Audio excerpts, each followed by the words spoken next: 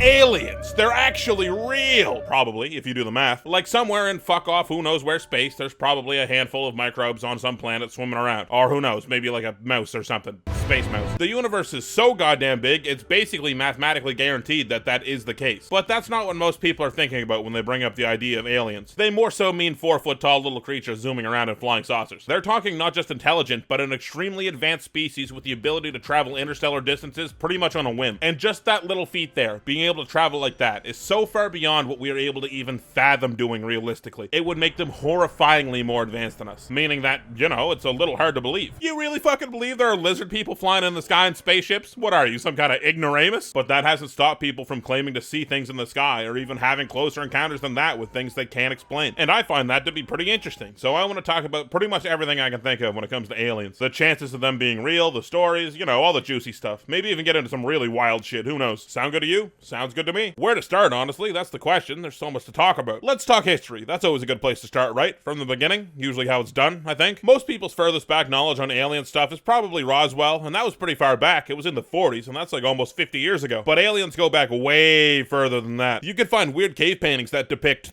things, and I'm gonna try and avoid these History Channel, Ancient Aliens, crackpot theories for the most part, but you clicked on this video, you knew what you were fucking getting into. A lot of the true believers say that these are definitely depictions of aliens, but these guys back in the cave painting days, I mean, they were no Michelangelos. This headwear could be anything, a cultural thing, a ceremonial thing, shit, it could be some Stone Age hypebeast shit, I don't know, it's hard to tell. I don't think it necessarily has to be that these weird stickmen are aliens wearing space helmets. It could be, but if we apply the trusty old Occam's razor, the answer is, it's some weird headdress. But video maker, you cry at your monitor, tears running down your face, frothing at the mouth. There are also cave drawings of UFOs. Look, and even here, there's these vehicles that were drawn in Egypt, and they were smart as a bitch. And I'm like, those ancient Egypt ones are slightly more compelling, but the ones in the cave, I don't know, it's not like cave people were these stuffy artists, right?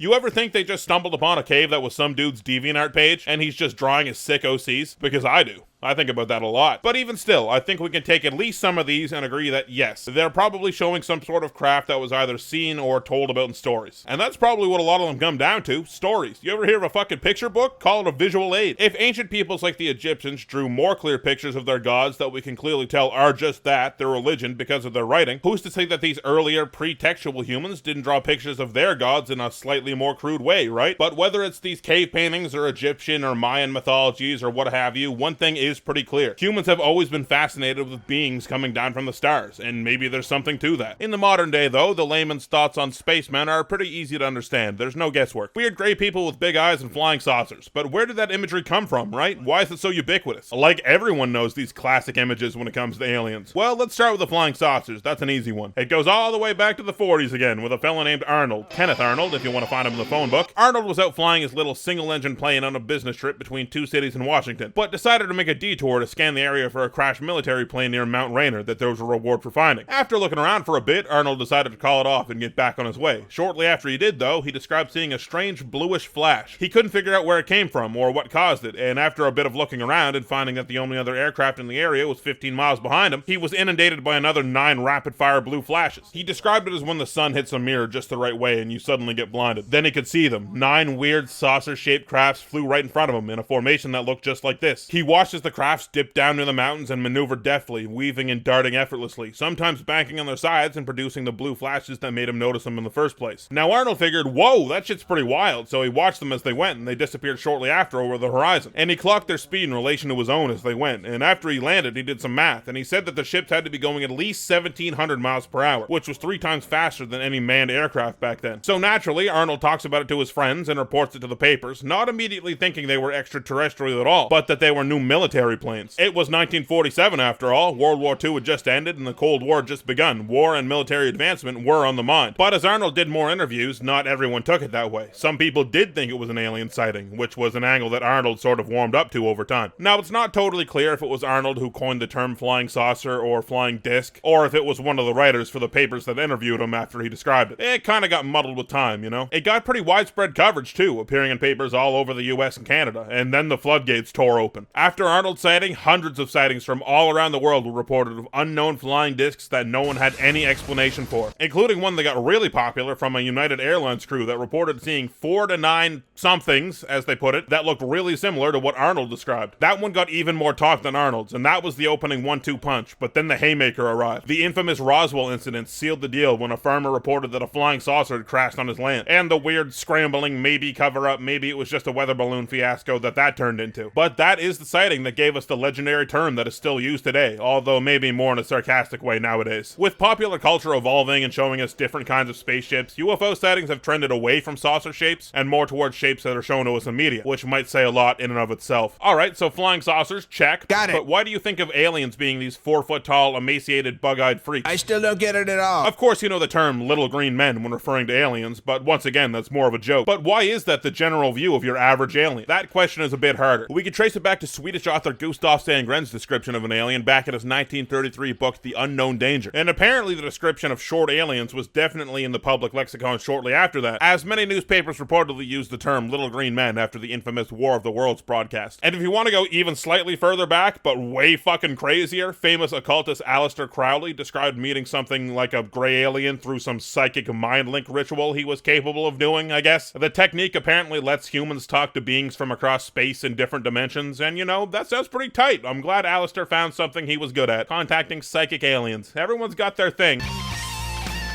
Oh, it doesn't work as well with a weird cultist guy, does it? Anyway, that guy did and said a bunch of crazy shit. He needs a video of his own, honestly. Back to gray aliens. The look was really hammered in, apparently, during the Barney and Betty incident. No, not those ones. Yeah, these guys. Barney and Betty Hill were driving home on some back roads when they spotted a strange light in the sky in the distance. Make a long story short here, that shit got up on them quick and hovered right above them. And now this is the cool part. They report hearing a series of buzzing and beeping sounds as they drove, and the thing flew over top of them, before entering a state of altered consciousness. Everything seemed fuzzy and weird, and their memories were spotty. Then another series of buzzing and beeping, and they were 35 miles down the road. 2 hours had passed, and their car and clothes were slightly beat up. Oh, I love this shit. Betty started to have crazy, vivid alien dreams that were so crazy that they went to a hypnotist a little while later to try and dig up anything buried in their minds from that night. And a lot of your cliched alien tropes from today are from Betty's account. She said that they were these big-headed, huge-eyed gray aliens talking to her telepathically. They separated her and Barney into separate rooms and ran a bunch of physical tests on them that ranged from mundane to very invasive. Then apparently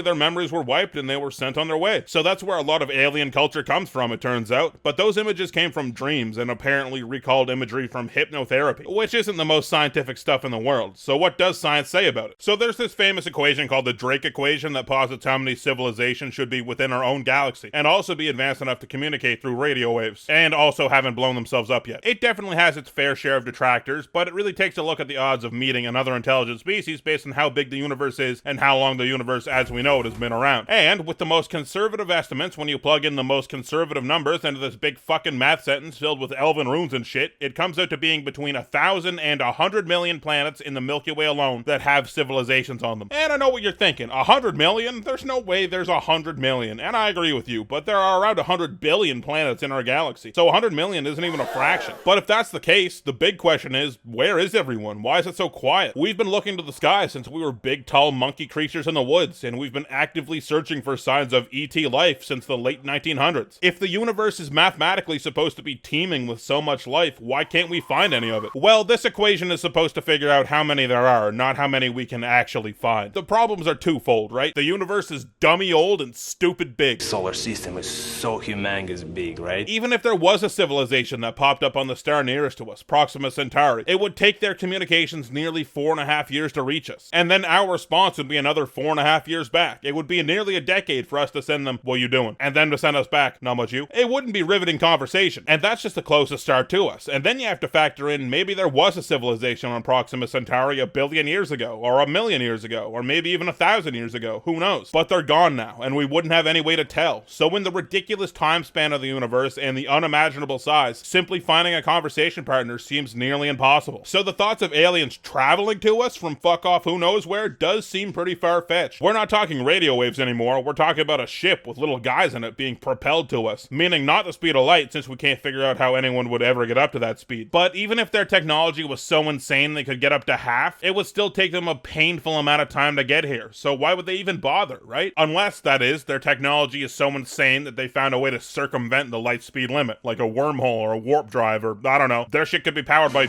yodeling for all I know. And honestly, if they have that, the fucking cave people were right. They are gods to us. Their science would be so advanced it would be like magic, even today. So if there is an intelligence flying around over our heads, they make us look like infants when it comes to science. And you know what? The real tinfoil hat wearers actually think there's not just one species up there, they think there's like 10 of them. And I know this sounds like some fan fiction shit, but I swear to you right now, there are people out there that believe this shit. A lot like interdimensional Bigfoot, there's always this weird offshoot of people that take this stuff way too far to take seriously. Like, it gets to be pretty laughable, but we'll rapid fire off some of the most well-known and open quotations, well-documented, close quotations, species. Well, first off, you got the Greys, the homies, you already know them. Fun fact, they're actually also known as the Zeta Reticulans, actually because of the Betty and Barney story from earlier. Betty said they showed her a star map of where they were from at one point, and after her hypnosis session, she drew it, and apparently some brain legends figured out that it was a star named Zeta Reticuli. Pretty cool, I guess, if it's real. Then you have the Nordics, which are a race of aliens that look like Nordic gods, like tall, fair-haired, blue-eyed, muscular people. They're said to come from the Pleiades, and are actually pretty cool guys. They want to help humanity, I guess. Hopefully they start, like, trying soon. One you may have heard of, if you're into this kind of stuff, are the Anunnaki, popularized by insane show Ancient Aliens. They were a group of deities in ancient Sumerian and Babylonian texts. But because of said show, they've been turned into a group of advanced aliens by people nowadays. They even have, like, a cool anime backstory where they come from Planet X, aka Nibiru, aka one of the proponents in that whole 2012 End of Days thing. And yeah, they actually made humanity to mine Earth for gold, because they like gold. Everyone knows that. And then you got the reptilians, and oh man, I shouldn't have went into this shit. This shit's too far gone. It's like people are gonna think I'm crazy for putting this in my video. Like, I'm all for suspending some disbelief, but a lot of people, once again, just like with Bigfoot, they get so invested in this, they want to be the ones that are right. And it sucks even more with this topic, because you get people that are so fucking entranced by the idea that it's their whole life, and it weirds people out. And despite these people making the idea pretty hard to talk about and be taken seriously, this is a topic that might warrant some serious talk. Like, forget all the Nordic gods and Planet X, the UFO bit might actually be something, and we're gonna get into why here in a minute. So UFO videos, right? There's been endless videos of strange ships in the sky, or weird blobs, or clearly fucking planes, or other normal aircraft that people have filmed and desperately want them to be UFOs. You've seen them. These nothing videos where it's some useless light meandering along and not doing anything particularly interesting. What the hell? Could be a far-off plane or a satellite or who knows, a drone nowadays. But there are a few compelling videos that have popped up over the years. One of my favorites has always been the Phoenix Lights, to which I can't show a lot of footage because of copyright. Surprising, right? I know. Anyway, apparently there were actually two events that night. One of a massive V-shaped ship flying over the state of Arizona with 6 lights attached to it, which a few people reported. But then the big one was over the city of Phoenix, where 9 lights hovered above the city. Now your first thought might be, oh, it's just some aircraft flying in formation, or UFOs if you're a believer. But no, actually, that's not what was reported or widely believed now. The lights turned off and back on again in a pattern, leading some to believe that these lights are all attached to one enormous ship. And that's what people on the ground reported too. One gigantic boomerang-shaped ship silently floating overhead. Now that's what I'm fucking talking about, baby! That's a UFO sighting! The military had an explanation, however, saying that they had launched long-burning flares in a test shortly before the famous videos were shot, and that the warm air beneath them created some sort of ballooning effect that kept them in the air for a long time. But that left a lot of people unimpressed. Most people say they've never seen flares fly in formation, and yeah, I kinda agree with that. While the military has tried to hand-wave the second larger sighting, the first set of 6 lights that travel the length of Arizona was never commented on to my knowledge. Probably because there's no video, so why would they, right? But as far as those sightings go, they're unexplained. I'm also very partial to a very rare type of UFO sighting, that being the astronaut sighting. I've always loved the story of the team of Russian cosmonauts doing a long-haul mission in a space station that are suddenly blinded by a huge orange light, and when it died down, they reportedly saw enormous orange angels outside their station, wings, faces, everything. And apparently it happened again 10 days later, angels the size of commercial airplanes according to the cosmonauts. That would be highly alarming. I don't think I would like that very much. That's a hard one to grapple with though, hard to believe. It does have the classic shadowy government cover-up story alongside of it as well. That's why it never hit the news, that's why you've never seen video. The Russians won't let us know about the space angels. They're gonna keep the space angels to themselves, learn from them, weaponize them, just like the psychic squid with 14 tentacles UFOs or whatever they found. Look it up, the truth is out there. But then you've got the Gemini 4 mission. They took pictures of some real funky shit out the window. How do you explain this, UFO deniers? It's in space, you can't possibly... Oh, it's just a piece of man-made debris? Oh, damn it. Well, this one looked pretty good at least, like you can't blame them. Well, how about this brand new video of some weird shit in space, huh? Look, lights all flying in tandem. Well, actually, I do like this one. But it's been said that this is either a satellite or somehow the lights from boats hundreds of miles below caused this. Not sure how that works. But yeah, I like this one. Looks cool, whatever it is. Pretty convincing, and it's new. What do you think? Tell me in a comment. Come on, man, you gotta cut me some slack here. You gotta let me YouTube somewhere in the middle of this. Come on, fucking like and subscribe. And speaking of new, you may not realize it, but we're currently living in a renaissance of high-quality UFO footage from extremely believable sources. Those being naval officers and pilots. And I don't know why this hasn't been more in the public eye since it was announced, but the US government has literally come out and said UFOs are real. Well, they call them UAPs actually, but at the end of the day, it's the same thing. We could get into Project Blue Book and ATIP and all that other government project shit, but we're gonna keep it a little lighter than that. You can go and look into that if you want. It's all pretty interesting. Basically, they're not saying aliens are real. The Gorgillons aren't here. Well, not necessarily, at least. What they're saying is that there are unidentified aerial phenomenon that they do not have an explanation for. That shit is real. Full stop. There is stuff in the sky that has been encountered by the military that is unexplained. They don't know what it is. That is public fact. And that's pretty fucking scary, man. Jesus. And there are some pretty good public video of these things too. In 2017, 3 Navy videos were released to the public, titled FLIR, Gimbal, and Go Fast, all showing strange objects being locked onto from onboard cameras and instrumentation of fighter jets. FLIR is the least impressive of the 3 visually. It's just a weird little oval in the distance, but apparently it's already moving at a pretty good speed here. The camera's just locked onto it, right? But at the end of the clip, it suddenly shoots off to the left of frame in a huge burst of speed, and we see no visible change in it or form of propulsion in the first place. You'll never catch me, Krabs. Not when I shift into maximum overdrive.